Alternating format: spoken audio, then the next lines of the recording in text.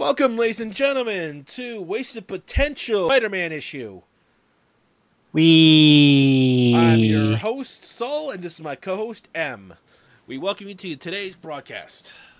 Hooray! This one is going to be a bit more broader because this character has been in movies, games, comics, basically just about everything I can think of, really. Was he made in the 50s or the 60s? I'm not 100% sure. 1962. Okay, yeah, I thought it was the 60s. Yeah, 1962. He actually it was not actually his own series that started this off, ladies and gentlemen. It was part of a Marvel Comics called Amazing Fantasy. It was number Yeah, he 15. was the last issue of Amazing Fantasy. They were discontinuing the book, so they decided to make a superhero. Actually, incorrect. Oh, I was thinking something else. No, this was supposed to be a horror comic. Yes, it was. But I do remember that people told Stanley, you can't make a hero based off spiders or teenagers. Spiders are icky, and no one wants to see a teenage superhero. Yeah, this was... Funny enough, let's just start at the beginning. This was actually supposed to be a horror comic that got his leg by a guy being bitten by a spider and turning into a spider monster. Yep. But then was turned into a superhero. Because people actually liked it. Yeah. Now, I just want to give full credit to the three creators. Steve Ditko, Jack Kirby, and Stan Lee. These are the three founding fathers of the Spider-Man series. We all know that, Jack Kirby is one of Marvel's greatest... Well, he's not Marvel's. He's just one of the comics' greatest artists ever. So, his passing is a shame. Steve Ditko died this year. He was one of our creator of characters, a great writer. He had some philosophies that were kind of easy to disagree with, but either way, I understand he was a great man. And Stan Lee is the man. And when these three guys work together on anything in any order, like if it's just Ditko and Kirby or Stan Lee and Kirby or all three of them, something amazing always happened. And it's very fitting that this is the Amazing Spider-Man. Now, folks, we say Amazing Spider-Man, but there has been a lot of remakes, reboots, alternate dimensions, different characters putting on a suit with the Spider logo.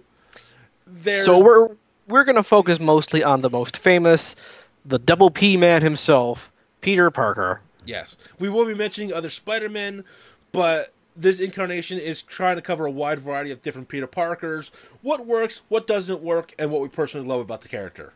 And what we think could be done to, if not fix him, freshen him up a bit. Or improve in general directions. Yeah, those tights are starting to smell in some places.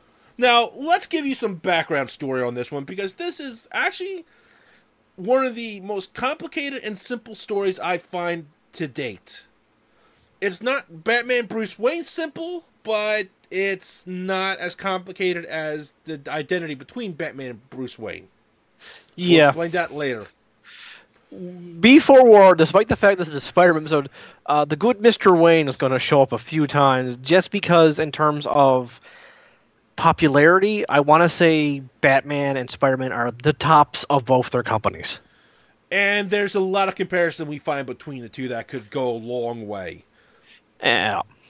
But let's bring it back and start at the beginning of how Spider-Man first got his powers. This all happened with a young, nerdy Peter Parker going to a science exhibit with radiation. And like a lot of people said, in the 60s, everything was radiation-powered. Yep. Everything. Radiation. The scientific stand-in for magic. Yeah. And then we got Stephen Strange. We had to retcon that. But he went to this convention, saw this experiment. Nobody noticed a tiny little spider crawling down into the radiation and then biting Peter Parker. Peter Parker got sick, ran out, and started developing spider powers. That is the main basis of how he got his powers. There's been a couple of different iterations. It was a genetically altered spider that bit him. It was a rare species of spider never discovered before. Weirder magical totem spider that infused him. Weirder radiation was used. The basic point is he got bit by a spider and started developing spider powers. Yeah, he got bitten by a highly unique spider that transferred all the powers of the spider into a human, and then they scaled up for human size. Which, when you can consider that, is freaking amazing. Yeah. Luckily, though, he didn't turn out disgustingly like a spider for all us insectophobes and arachnophobes. No, that comes later. In fact, I'm pretty sure sooner or later he might start shooting webs out of his ass. I like that comic. But no, moving. But then we have his, I guess, starting of his conscience on that point, because he lived with his uncle and Aunt May. Yeah, his parents were either dead, missing, secret agents. Look, his parents. The retcons of his parents alone could probably be an episode. Yeah, like I said, comparisons to Bruce Wayne much. Yeah, at the same time, no comparison to Bruce Wayne when his parents are alive and spies. Yeah, but so now you think he would first jump into his spandex and start being a superhero? Nope, he does the actual thing most people would do. Yeah, which is where I kind of started like this, because he did something that was human. He went to go make money. I have these rare, unique abilities that are one of a kind. How can I get rich off this? Now, he wasn't getting rich to be rich. He was doing it to help his aunt, his uncle, and himself slightly. Look, it's human nature to be slightly selfish and want things. Yeah, if we didn't, well, we'd all be, starving. Yeah. I mean, it's not like he was going out and intentionally screwing people over. No. He wanted to improve his adoptive parents' lives. And, why not? I got some extra change after buying them nice things. I might as well, get myself something nice. Get a car, get a girlfriend, get a life. I mean, to be fair, before this, Peter Parker was basically the world's walking billboard for dork with "kick me" on the back. Yeah. I'm pretty sure even I would have bullied him. Yeah, I know it was the 60s when he was created, but that clothing attire just did not do him any favors. I like how sometimes they update his story and they don't update his outfit from when he was a 60s nerd. Yeah. But anyway, so he gets pretty much, he started out by beating a wrestler and earning, I think, like $10,000 or something like that. I forget how much the amount was. I think it changes through the decades. Bonsai is ready. Apparently, he also gave that wrestler his own comic where he teamed up with Spider-Man to give back at other eviler wrestlers. Comics are a strange place. Dude, after some of the comics I've seen, okay, I'm just going to go on a slight tangent. People always say, wow, Japanese media is so fucking weird and random. And I always respond, have you read a comic from the 60s? Hey, look, Captain America fought the definition of asthma. Who was a guy in a suit later on, I think. Who had asthma himself. Also, Captain America became a werewolf once. Yeah, I remember that. Also, we can bring up the numerous Hostess. Captain America also became a spider monster once, also. With those big spider arms that didn't have hands, but just like little claws. I'm not helping you, am I? I'm not sleeping well today. But, so, after a show, he got on the television and started making more money because he was doing all these amazing things about trapezes and wires. Yeah. Basically, he was making money, people. This was not... Yeah. So, and then after a show, guy robs the place, and Peter Parker goes, I'm not getting involved. Go on. And that guy ends up shooting Uncle Ben either for more money, for a getaway car, or just because Ben got in the way and tried to do the right thing. There is the question of where he got to Uncle Ben just for robbing the house after he's robbed all that money. Like, I liked the story where he kills Uncle Ben in a bad carjacking. That is the most logical example.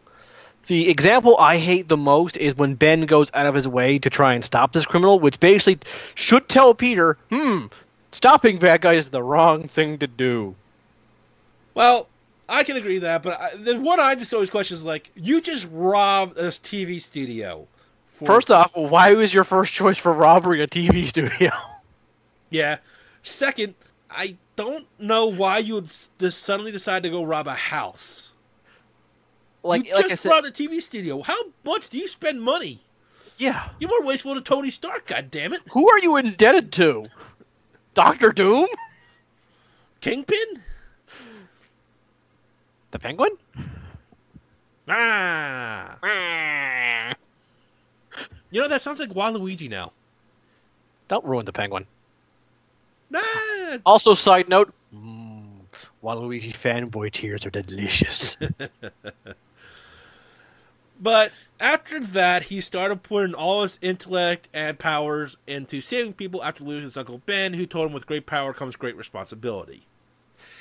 A great saying Peter kind of takes too on the nose. Far. Like, what that user means is, what Peter Parker took it as, I have these superpowers. I must constantly use them to help everyone else and stop all crime. No.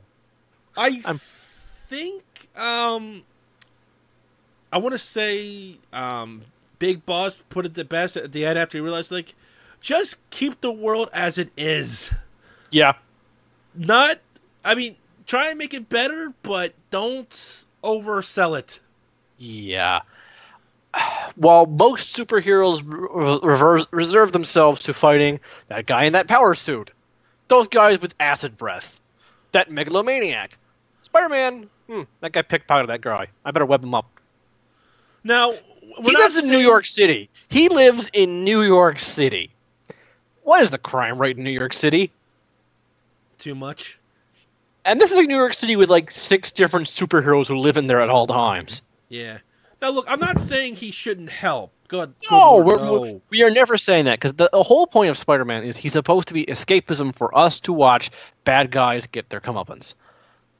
There's a difference between every bad guy getting their comeuppance and bad guys who really fucking deserve it getting their Spider-Man comeuppance.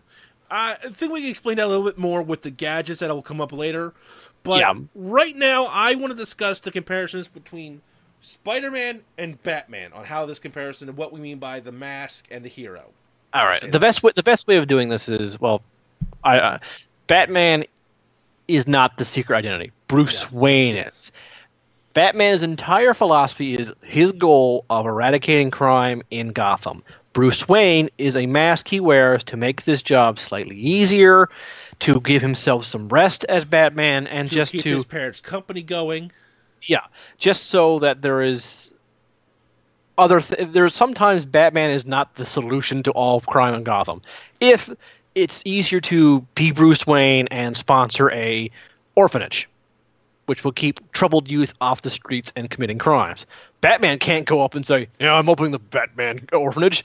That'd be kind of weird. But that would be awesome. Yeah, more kids. But I get the impression some kids would kill their parents just to get in there. Yeah.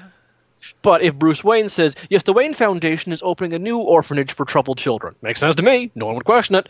And it's good PR for his family company, which, that company, I'm pretty sure that company just like shoots rainbows of good press at times. Whee! So that's the solution. Spider-Man is the secret identity for Peter Parker. He is the one getting away of Peter's life constantly. Yeah, and here's the real clutch of it. It's the main difference is, like M said, Batman wears the Bruce Wayne mask to get around. Peter is supposed to be the definition of trying to balance that. He's trying to wear the mask of Spider-Man and be Peter Parker. He's trying to find a balance. Batman is less trying to find a balance and more trying to be Batman, I find sometimes. He's keeping up the Bruce Wayne facade, is the best way of saying it. But if Spider-Man is trying to keep up the Spider-Man facade of, guilty conscience, which... Look, both Batman and Spider-Man are driven primarily by guilt and a sense of they can fix things. Right. The difference is, while Batman has said it's his mission to end crime in Gotham, I'm pretty sure he's also rationalized that, that's impossible. Because several times he's been given all powers by certain beings, and he's like, I shouldn't use these to end crime, because that's destroying basic human rights. I will still terrify the crap out of villains, though. And that's another thing. Batman and Spider-Man both deal with low-level criminals, but there's a difference in how they deal with criminals. Batman needs to stop a mugger a week, and that usually makes most muggers shit themselves when they think, I'll mug this girl in this dark alley. I heard the Batman was in this alley once. Let's not do this alley. Let's go to another city. Spider-Man, I'm going to stop every mugger. Without scaring them, without teaching them a lesson, with just webbing them up and sometimes not letting them get caught. Now, this might not sound so bad, but here's the other thing. Spider-Man lives in a city full of superheroes. I mean, not like Gotham has like Batman, Nightwing. Well, Nightwing's in his own city sometimes. Well, I'm just saying, like, point being is that there's a couple of superheroes that can easily just like walk over to Gotham. Yeah. Spider-Man lives in this goddamn New York where there's like a superhero on every goddamn block. There's the Heroes for Hire down the street. Hi, Luke Cage. The Fantastic Four of a giant building with a 4 on it. The Avengers Tower, anyone? Sometimes, Thor lives there when he's not an Avenger. And Doctor Strange's house is down the road. Sure, Doctor Strange. Think of it is that despite all this, the personages aren't afraid, and I kind of applaud Spider-Man for actually being the one to paying attention to that small crimes. Oh, yeah. I mean, that's one of the things I do like about Spider-Man and Batman. Is both times they get critiqued for, you have all these powers, why are you stopping that mugger? And both of them will usually respond, because you're not. Or because I can. Like, you don't need a reason to do a good deed. And it also comes back to that both of them lost a loved one because of the most petty crime. Escalated way too damn fast. And don't get me wrong, I applaud them both for stopping every little crime that they can. But the way they do it is almost sometimes completely different. Yeah. Now, here's where it all boils down to. Bruce Wayne has stopped criminals.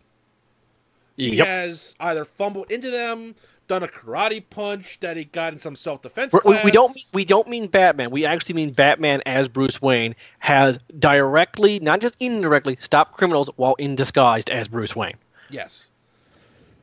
Peter Parker, not Spider-Man, plays the nerd card and then runs off to go Spider-Man. Then Chase said criminal, he just Peter Parkered by, I'm a defenseless nerd. Now, it's not to say Peter Parker, as Peter Parker, has not done some amazing things. There's probably been a couple instances in the comics. Yeah, but the thing is, on average, Parker's reaction is, I better go change into Spider-Man. That's the proper thing to do with this, rather than stick his foot out. Take a photo of the guy with his endless supply of cameras. Stumble into the man so he falls over. Make a web trap very subtly. Yeah, he can make a lot of things with that weapon, folks. It's comic books, so we let a lot of that slide. Yeah, it's just kind of cool. But meanwhile, Bruce Wayne if you're going to question half the gadgets Spider-Man makes, I'm going to question the Batcave, and you don't want me going there. No. I'll bring up the Nolan movies where someone knew who... It's a scene where Bruce Wayne crashes into a car to save a guy from... And you're like, how'd you know that guy was in it? And Bruce Wayne's like, I was just trying to make the red light. He's a rich playboy. He's going to make stupid mistakes. That's not too out of character. No, and you can play to the character and have it work for it. And he has. And it's not, but Batman's a master strategist. Yeah, but Peter Parker is not that dumb. He just chooses to solve problems with Spider-Man. Yeah, he is a genius level intellect. Like, I'm not saying like Dr. Doom level or like... I would even argue that Batman is smarter than Spider-Man, but the thing is, just because he's not an expert in tactician doesn't mean he couldn't learn these tricks. He couldn't, say... he's friends with like Black Panther and Captain America. He could just say, hey guys, I want to stop crime, but I don't always want to change into Spider-Man. And I'm sure both of them would come up with a list of things he could do. Look, if it came to a battle of intellect, I would always bet on Batman because it's the goddamn Batman. However, when it comes to just pure ingenuity, I actually would argue Parker might have an advantage. That's where I was going to go, because I'm sorry, but even regardless, Peter Parker came up with the web shooters. I'm sorry, and he did this in his parents' garage, or his Aunt May's garage. Or even just his small bedroom, depending on the continuity. Yeah, I'm just saying, it's always on a poor student's budget he made the web shooters on. I'm sorry. Bruce Wayne and Tony Stark want him in the R&D departments of their company. Yeah, it's just that he makes all these tiny little gadgets and gizmos and other stuff that helps him stop the bad guys of Spider-Man. It's amazing what he makes. Yeah. And when he actually gets his own company. I wouldn't make Peter Parker the CEO of a company, but good Lord, put him in the R&D and let him make stuff for Spider-Man. That's where he belongs. Yeah. Wow. He actually made a freezing tablet to throw at Sandman to freeze him so he doesn't cause any more chaos. That's something that took Batman ages to figure out from copying Mr. Freeze's tech. So I love the freeze bombs in the Arkham games. They're one of my favorite ones to use. Yeah. I also like upgrading the mines. You throw an ice grenade on the ground, a guy charges at you, freezes himself, and you just punch him in the face. Okay, moving on before you go into a Batman tangent. So, this kind of leads into the situational awareness between Batman and Spider-Man kind of at this point. Don't worry, we'll be leaving off Batman in a little bit, but he kind of leads into the first. He's the best example. Now, this is what I consider the best part of Spider-Man. Is, unlike Batman, don't get me wrong, he is not the one actively looking into the crime scene, into every Batman's piece of trouble trying that comes his way. Yeah, Batman is on constant patrols. He sees a crime, or he sees the remnants of a crime. He gets into crime fighting, crime solving, patrol, crime fight, crime solve. That is Batman's. Yeah, that is Batman's. Batman's night is basically patrol, train, crime solve, crime fight, get like 2 hours sleep, appear as Bruce Wayne, rinse and repeat. Yeah, that'll bring me to a tangent later on if we ever do a Batman episode. Yeah. But Peter Parker, and this is also one of the reasons why I like another comic book series, the Teenage Mutant Ninja Turtles. Yeah. But they're not actively out there looking for the big bad that's going to wreck their city. No. The trouble usually unless said character has done something extremely personal to these characters, their usual reaction is to just go about their days. And help where they can. They're not actively looking for the big bad. They're not scouring the city under every rock. Trouble usually comes after them or their city. Yeah. Or their loved ones. Or that guy next to them. Or something. The difference between the Turtles and Spider-Man is the Turtles will sometimes ignore wrongdoings because A, it will expose them. B, now is not a good time to fight muggers on the street. They've got to take care of other things, or they're tired, or they just need a day off. They're being realistic. Yeah, they're humanoids. But Peter, I don't think I've ever seen a story where he's not unless he's fighting some huge crime supervillain or something like that, where it's like, okay, he's just going to run down the street. I'm trying to fight something that's going to kill everybody. Yeah. He does measure the difference in threats, don't get me wrong. Yeah, but if there is no... Whatever is the highest threat of crime breaking becomes Peter's responsibility. His immediate response is to go throw on the mask. Yeah. Which, yes, doing a good thing is always a good thing, but there are levels of this. There is no reason to respond with every single thing with superpowers.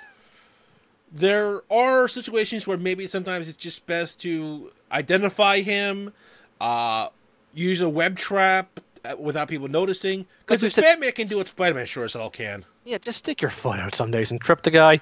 And I think even if he did this, at this point, the writers would just have some way for villains to come after Peter Parker and his family for just stopping a mugger at this point.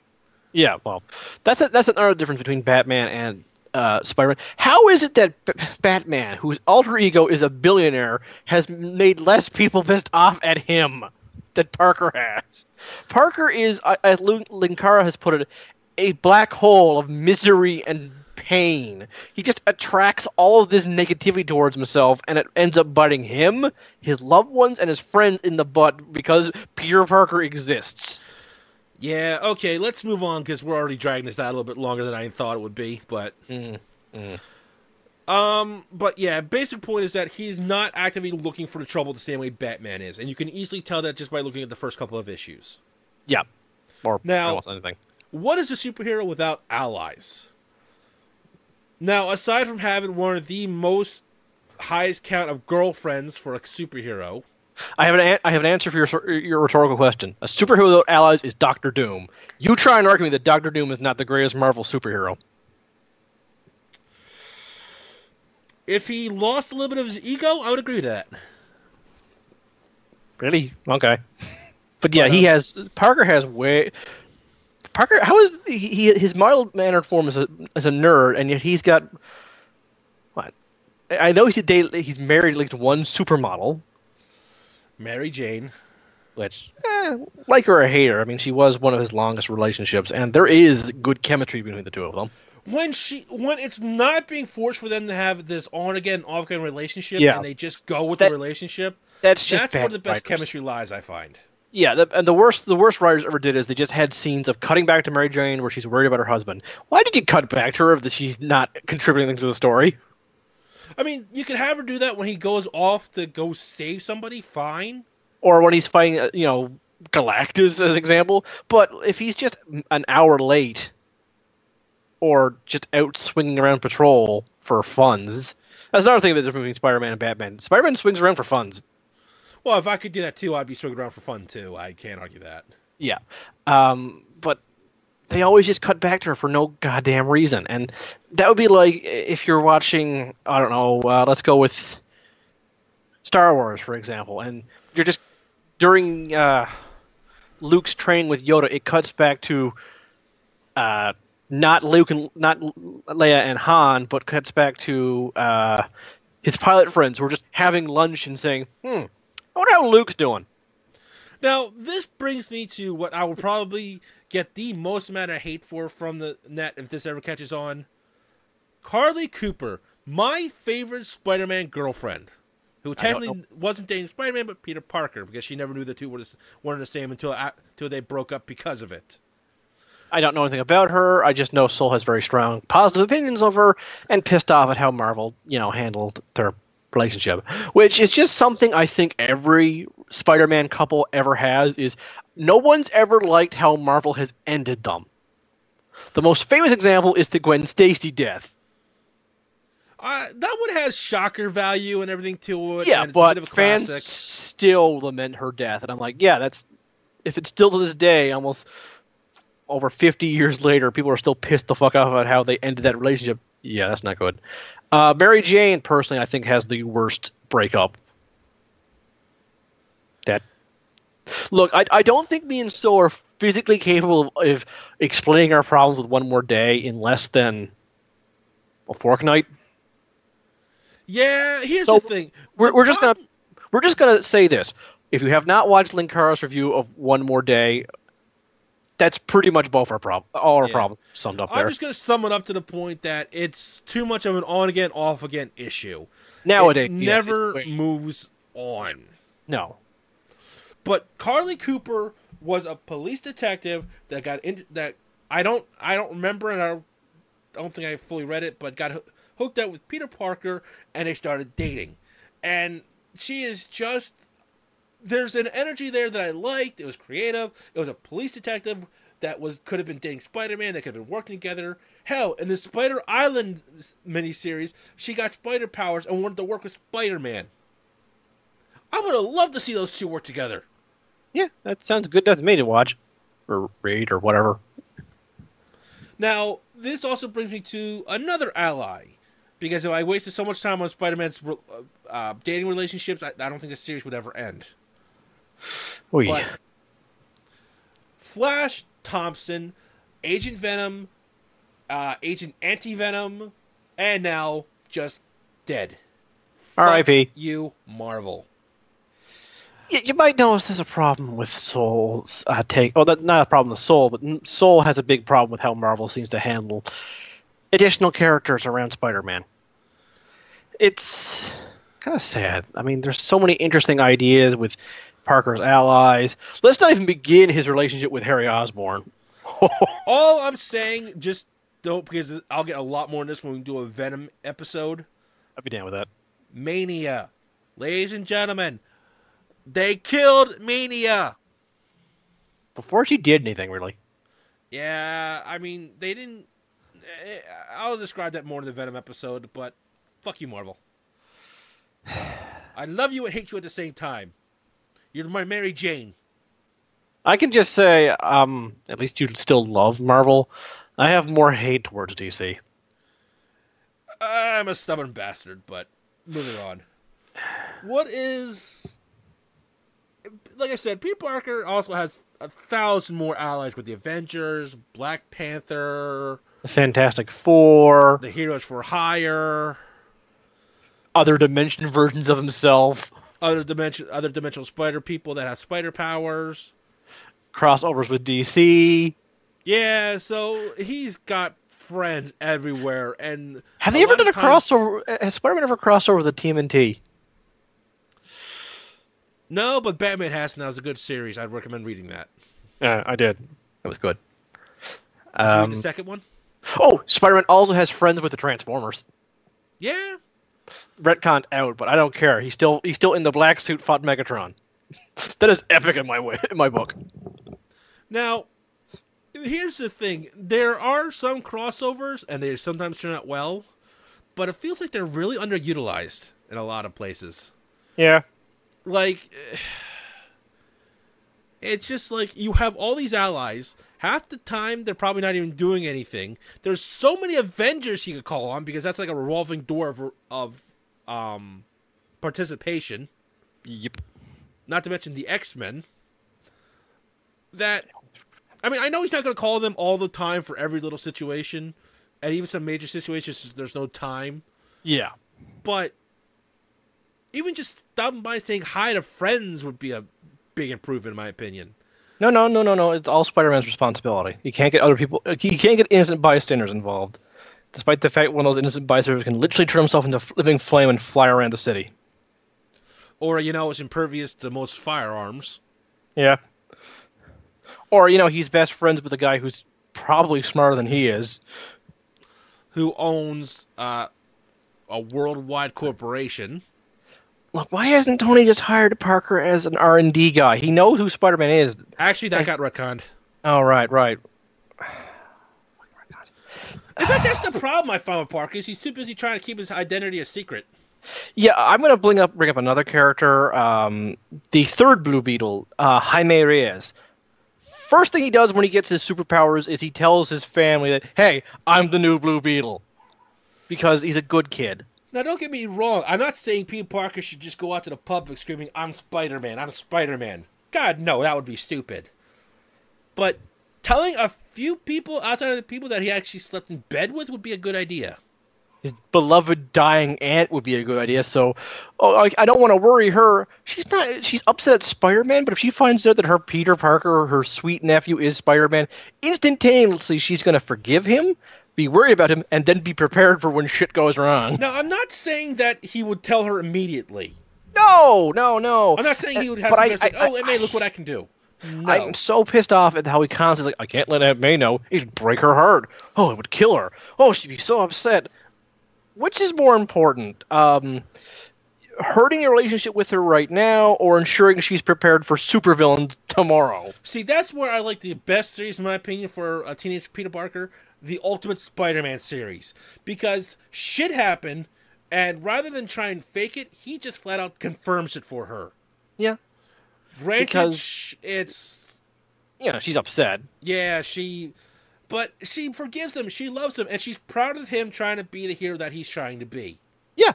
That's basically what the relationship would be, and that's one of the things I like about the Jaime Reyes stories. He reveals he's the Blue Beetle, it freaks the fuck out of his family, they run out of the house, and then, like, a page later, they come back in, and his mom hugs him, and it's like, I don't care if you're... reaction. It's almost like that's part of character development. And to be fair, it's more terrifying that he's the Blue Beetle, because it's an armor that comes out of his skin. Or folds around him, depending on the continuity. But still, yeah. And side tangent, fuck you, DC, for preventing Jaime from telling his family in the reboot. Instead, whenever he tries to reveal himself, he throws up because the Beetle doesn't want people to realize who he is. That's just stupid. Now, I'm not saying go that exact route, but to a smaller degree, go that route. Like the Beetle's trying to keep it a secret, and Jaime Reyes is trying to tell people. Yeah. Like a small little section of that could be fine, but that's a tangent for later. I don't know if they ever fixed that. Like, I still don't think his family knows in the new continuity. Maybe we can look it up sometime, but that's not the issue here. That's for a Blue Beetle episode. Yes. Look forward to that in the future, people. I like the Blue Beetle. He's fun. All three of them. Now, let's move on from allies, because, again, if we'll be here forever. There's a lot of Spider friends. Spider-Man has been all over the planet and then into the galaxy, so... Yep. What is a hero without his villains, however? One Punch Man? This is a unique situation that also crosses over the Batman theory. Are the villains there to be villains, or are they there because of the heroes? 95% of Spider-Man's villains are not Spider-Man's fault, if you ask me. I think there's like 3 major villains I can easily point at Spider-Man. Yeah. Venom. Yeah, that's definitely his fault. Now, brief history, Venom was an alien costume that had a lot of issues that I will cover in the Venom episode later on. Yep. Parker separated from it, got a new host in Eddie Brock that had issues with Peter Parker for ruining his career, for revealing the truth about Brock's shady news reporting.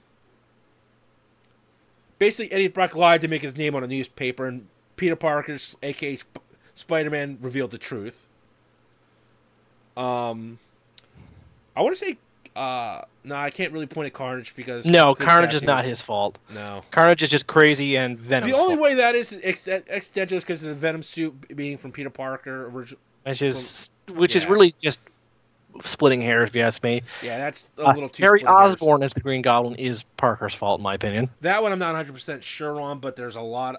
Only because of how many different variations there are to that story. Yeah, well, always because the Green Goblin fought Parker and bad things happened, and Harry found it. Was resolved a lot more if Peter Parker was more open, honest with his friends. Yes, yeah.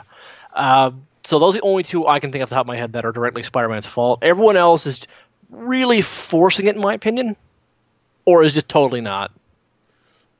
Or people blame Peter because he was there to stop it, and there's destructive damage from those 2 fighting, which... it's not really the same, in my opinion. No, I'm just saying, like, some people just view it that way. I can't say completely no, but it's like, that's like splitting so many hairs at this point that just because he pisses the villain off at this point doesn't mean it's because Spider-Man's there that it's his fault. It'd be the equivalent of you go to the coffee place and they misspell your name and you swear vengeance on them because it's totally their fault that while you were drinking your coffee, someone misspelled your name because they saw Wandy on it instead of Wendy. Yeah. It's splitting too many hairs to really make the point.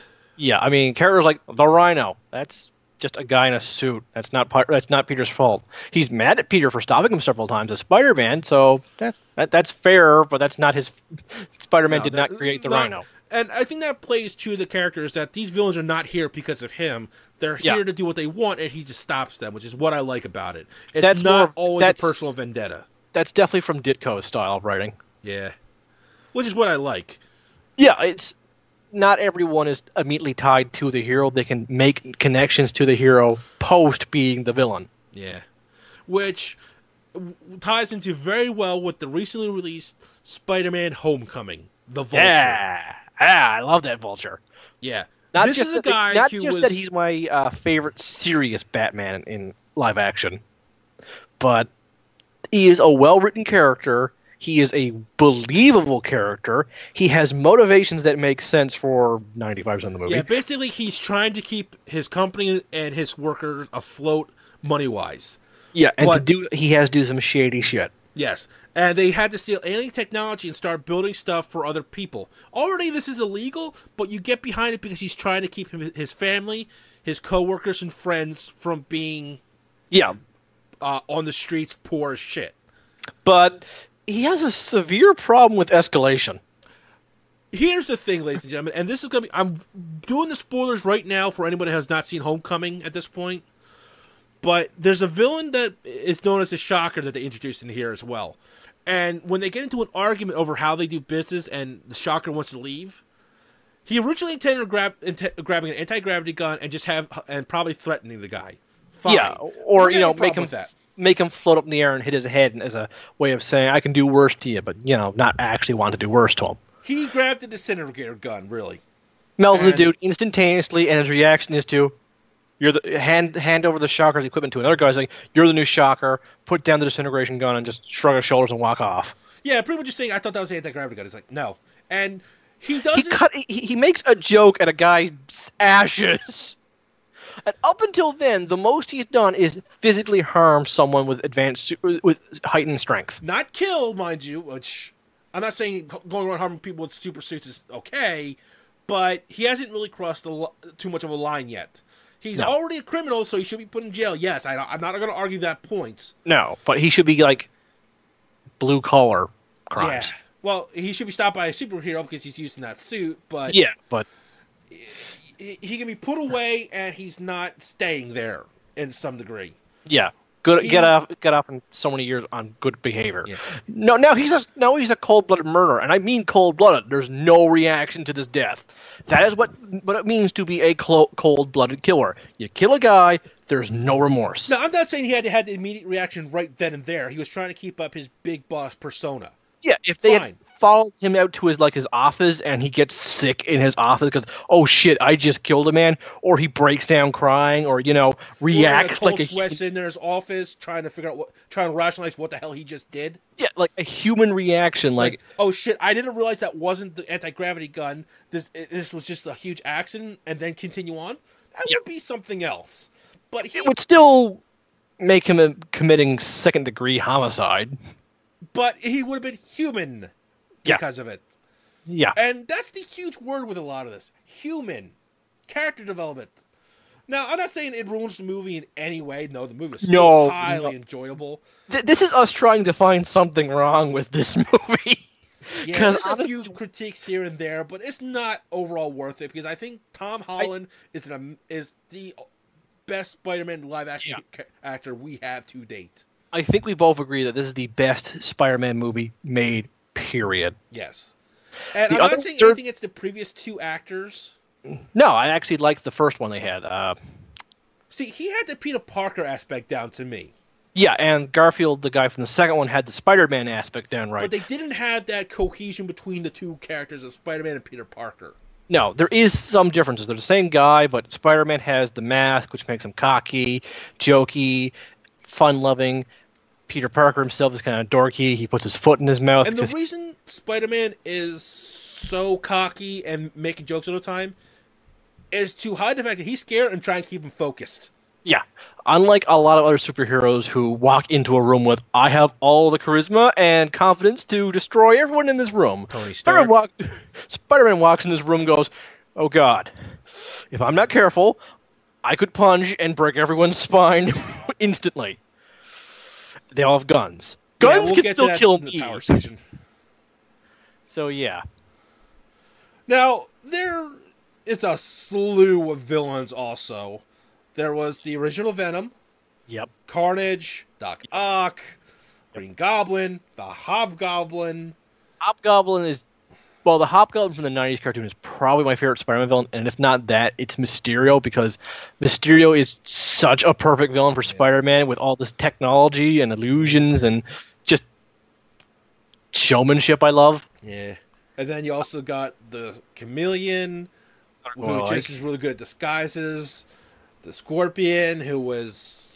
there are a variety of Scorpions, but basically they engineered a Scorpion Man to kill the Spider-Man. Yeah, because spiders are eaten by scorpions in some situations. Yeah. In fact, in the actual 90s cartoon, J. Jonah Jameson was the one that made Scorpion, technically. We should count JJ as one of Spider-Man's villains. Yeah, but now he's an ally, so he's kind of in the middle. Frenemy? Frenemy. Which is also where we can put Deadpool. Yeah. Deadpool is the best frenemy you can ever have. He's also everyone's frenemy. Yeah. Well, okay, there's a handful of people he, will always be their enemy. Thanos being one. Galactus. Girlfriend stealing giant chin fucker.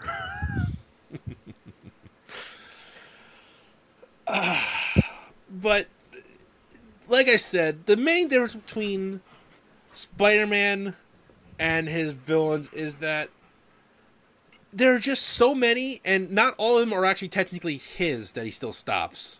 No. And maybe that's even why I like him so much, is that he's trying to help out everyone and stop the villains, regardless of whether or not, oh, well, this seems like a situation for the Avengers. I'll call them and go away. No, I'll call them and get into this. Yeah. I think you should call a bit more often, but... I mean, shit, Spider-Man, why don't you call home? On speed dial. Yeah.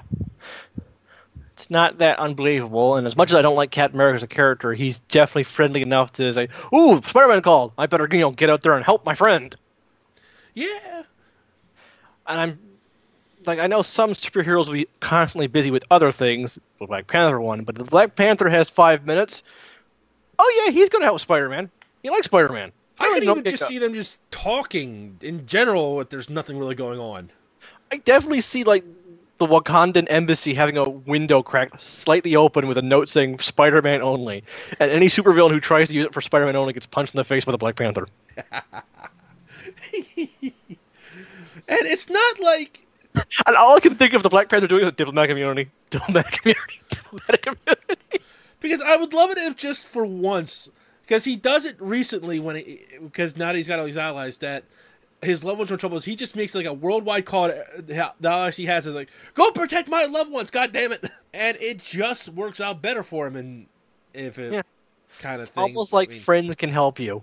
Yeah, and I think that needs to be more emphasized in his early career if they ever reboot this. Just I know we tried not to, but we were trying not to anymore. But Batman will call the Justice League to help him out for certain situations, and he's the most lone wolf guy you can get at times. Yeah, but when he's like, I can't stop that. Yeah, Clark, can you like super speed to Gotham and grab that? Okay, thanks. I'm sorry, I just like that joke. Yeah. Or better yet, Barry, I'm actually kind of in a tight situation. Could use here. Was going to say stop that here speeding. Oh, okay. Just hold up the bullet. By the way, could you like help me with this crime scene? Whee! But yeah, there's the whole slew of villains, both awesome and one note. Yeah. Kind of like Batman. Okay, I'll stop now. Although, I don't think Spider-Man will ever fight a Kite Man. I love you, Batman, but some of your villains were just... Pogo Man. Stilt Man. Stilt Man was what I'm going to say next. Yeah. Polka dot Man. Well, that one actually was a bit more interdimensional portals, but moving on. No, not the... oh, not him? Not the DC one. No, I talk about Marvel. Yeah, there's a DC polka dot man. Oh. Brightly colored different polka dots. I think his weapon is to blind you with, like, rainbow light. Yeah, moving on. He does this because he was blinded by rainbow light. So we did mention Peter Parker being incredibly intelligent and highly creative. Yeah. He has made a slew of gadgetry. And his intellect is what helps him, majority of the times, should help him stop the villains. His spider powers are great, can stop most villains, but where he shines is that he uses his intellect and gadgetry to stop villains. He's made ice tablets to stop... Well, his most famous invention is the web fluid itself. It dissolves in like an hour. It's stronger than, like, I think, steel. Stronger than steel at this point. He's made like a titanium alloy strength or whatnot. It's able to not only hold him up, but he's able to like stop all these crazy things. It's also while it's being spun, it's so malleable. He can make like a parachute out of it. One time he made a boat out of it. Around 300 yards of fluid stored into this little, like, lighter-sized container. That's impressive. Some would say that's amazing. Some of us would say that that's not scientifically possible, but then again, this is a guy who can stick to walls. It's a comic book. We're willing to buy into it, people. This is kind of one of the things where disbelief doesn't ruin our immersion. Hell, okay, I'm thinking again. I will poke fun at Batman. Where the fuck does he keep all those batarangs in just his belt? But at the same time, I love the web shooters. I don't like the organic shooters simply because it creates more of a tension of him running out of fluid.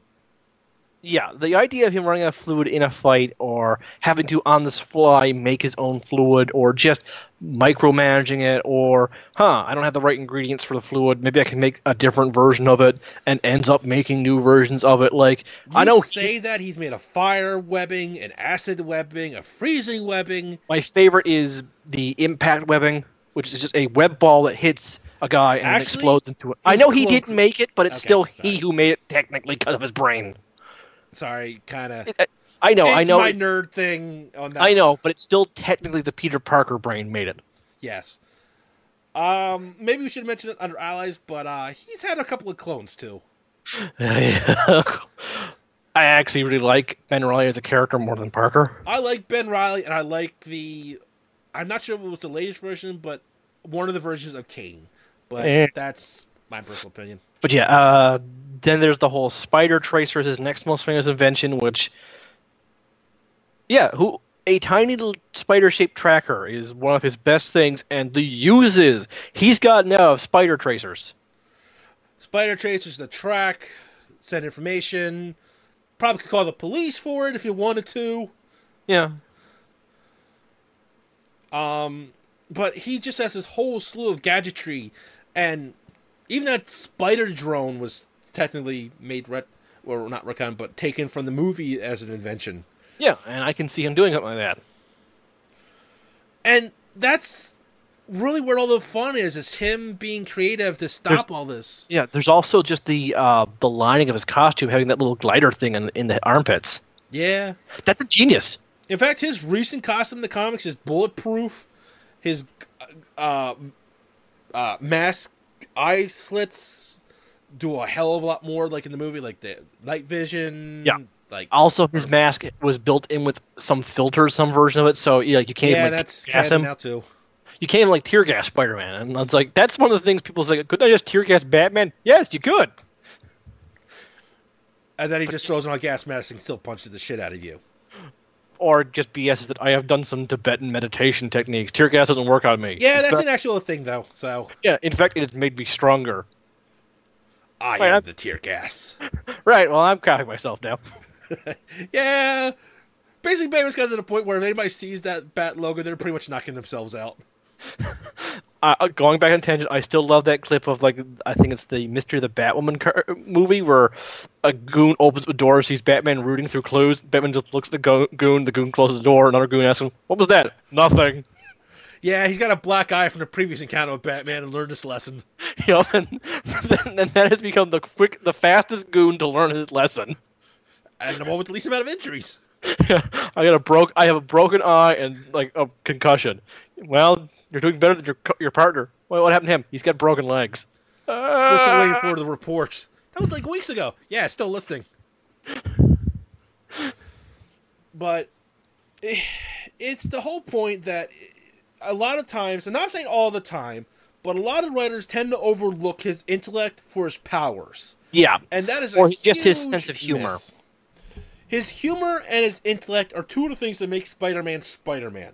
Yeah, they're honestly the more interesting things about him, because every other superhero punches really stupid hard, or reacts really fast. But when you have one that's smart and funny and witty and able to do something beyond just punching a dude to win the fight, that always is more interesting to me.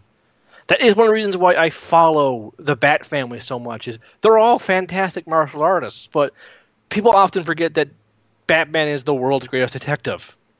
Now, we're not saying don't do the action scenes. God, Lord, God, no, please no, keep those. No. Every now and then, it's just fun to watch Spider-Man knock out a dude.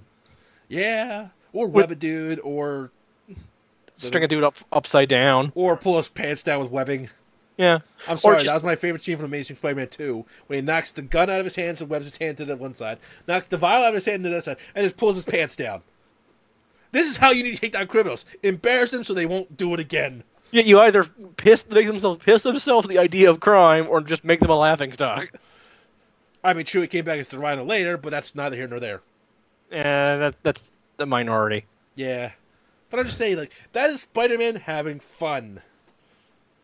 And which that's our major problem with Spider-Man, is they keep trying to angst Spider-Man when he should be the fun-loving hero. Yeah. Now, here's the thing, folks. You might look at Spider-Man's costume and realize how bright and colorful it is, when he could probably be, with a little bit of training and the right costume, maybe even more stealthy than Batman with his powers. Well, because the natural inclination of a person is not to look up above 45 degrees, and Spider-Man can walk on ceilings, he's automatically got an advantage of Batman when it comes to stealth. Yeah.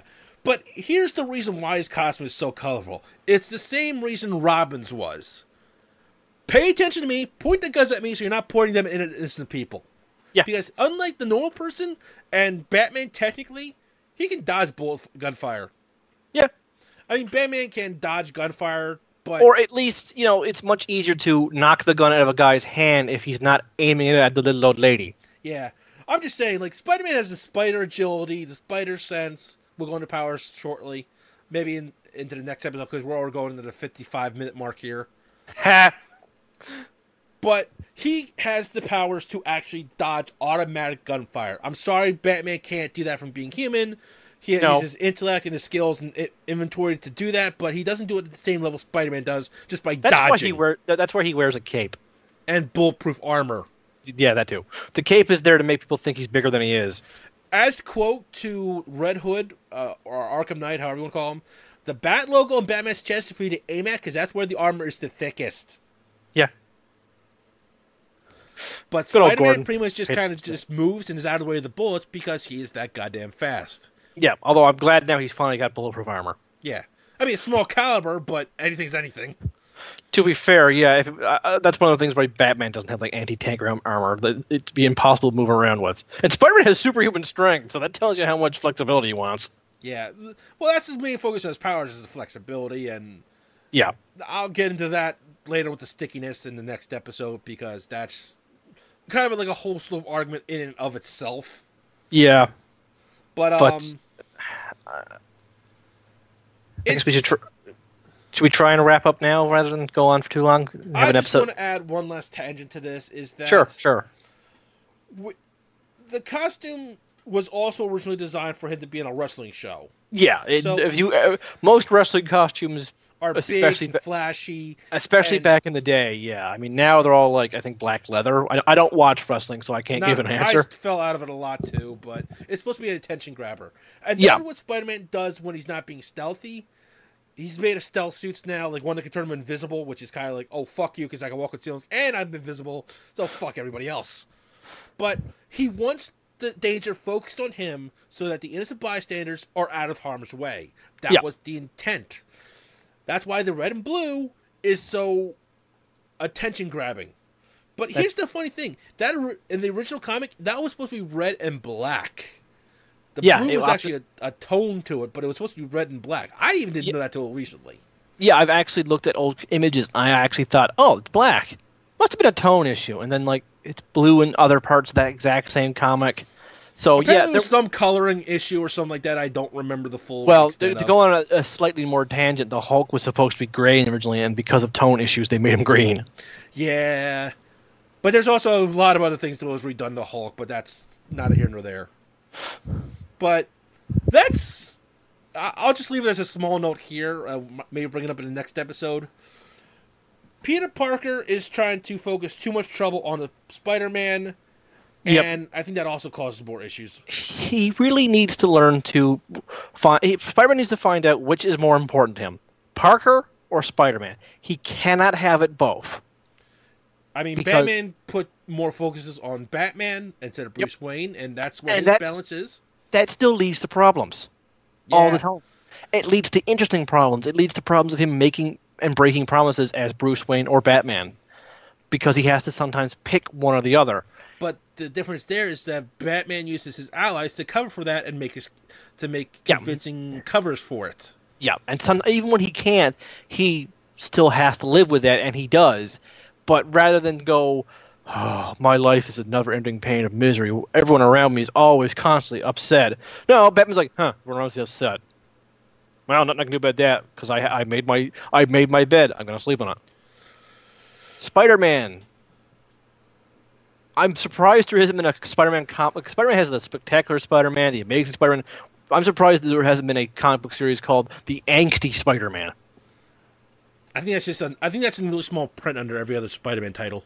Yeah, but Spider-Man is probably the most emo superhero. Wasn't there like a Batman comic book where it was just focusing on his Bruce Wayne? Like Batman was like the side thought? I think. I don't remember off the top of my head. That sounds like a miniseries, or at least just like one issue. Which I'm just saying, like it was just like a small issue, but it was just like. Yeah, I definitely know there's been a few comics. I'm pretty sure there's been a comic or two like that. Yeah, and that's probably just interesting enough. I mean, there was a joke Linkara made once where he wanted to watch a Law and Order show in the Marvel Universe, just following the lawyers having to deal with all this superhero shit. And like, I would watch that. You want to go look in the She-Hulk? No, I don't mean just like She-Hulk herself is a superhero. I mean, no superheroes on the team. Fair enough. Just average Joes like, oh, okay, this little old lady came in because Captain America was launched into her car and destroyed it. she wants to take her insurance company to court because they cover superheroes, but they don't count Captain America because he's a soldier. Yeah, the everyday nuances of how the insurance companies work with this shit and the rates and everything like that. Now I'm just kind of more curious about that. I'm actually there's another side tangent, but this links back to Spider-Man. Spider-Man is allowed to testify in court as Spider-Man in the Marvel Universe. Yeah. All he needs is to verify his powers and have a SHIELD agent go, "Yeah, that's Spider-Man," and he can testify in court. And apparently, he took JJ to court once. Yeah, he tried to sue the Daily Bugle for I forget how you said the word. Slander. And defamation of character. The only reason that didn't go through is because it would put Peter Parker out of a job. That's the whole reason that lawsuit did not go through. I still would have done it. I might have changed the conditions for the lawsuit, but I would have done it and then have Peter work for a different publisher. I don't know. Still makes more sense to me than J. Jonah Jameson being mayor of the city. Yeah, think about that for a minute there.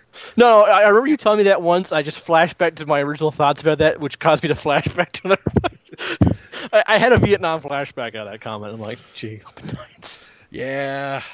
Well, on the bright side, he's no longer the mayor. Yeah.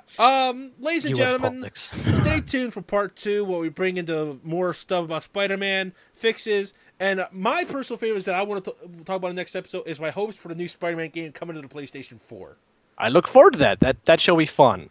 Yeah, we'll talk about that more in the next episode as well. That probably might be the majority of it because there's a lot I want to say about it. Well, any last words you want to say, Em? Drink your milk. Spider-Man. Oh, wait. One thing before we go, I do want to mention. Shoot. Everyone who's listened to this video and has not heard of this needs to hear of this. Go to YouTube, type in Japanese Spider-Man, and watch the theme song. Love that theme song. Yeah, that is a good theme song. Good night, everybody.